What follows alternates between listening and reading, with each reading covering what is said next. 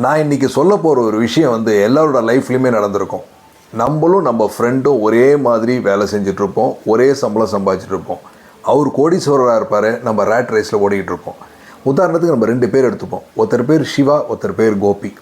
சிவான்றவர் வந்து 2 பேருக்கும் ஒரு லட்ச ரூபா மாதம் சம்பளம். சிவான்றவர் வர சம்பளத்தில் ஒரு 60 to 70% ஸ்மார்ட்டாக இன்வெஸ்ட் பண்ணுறார்.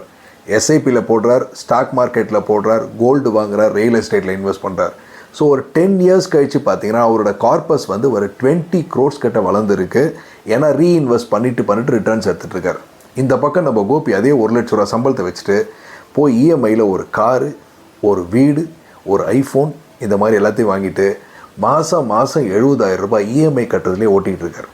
10 வருஷம் கழித்து பார்த்தீங்கன்னா நம்ம கோபி வந்து 84 லட்ச ரூபா இஎம்ஐ கட்டியிருப்பார். திரும்பி பார்த்தா வீடோட லோன் வந்து இன்னும் 10 years பாக்கி இருக்கும், கார் தேய்மானமாக இருக்கும், ஃபோனை 3 வாட்டி மாற்றிருப்பார். என்னடா வெல்த் கிரியேட் பண்ணியிருக்கேன்னு பார்த்தோன்னா வெல்த் கிரியேட் பண்ணல, டெட்டு தான் லோட் பண்ணி வச்சுருக்கார். இதில் யார் ஸ்மார்ட்டு, சிவாவா கோபியா? சிவா தான் ஸ்மார்ட்டு. கோபியாக இருக்கிறவங்க எல்லாமே கமெண்ட் செக்ஷனில் கமெண்ட் பண்ணுங்கள். சீக்கிரமாக சிவாவாக மாற பாருங்கள், வெல்த் கிரியேட் பண்ணுங்கள். இதுதான் differences between 2 people. Thank you very much.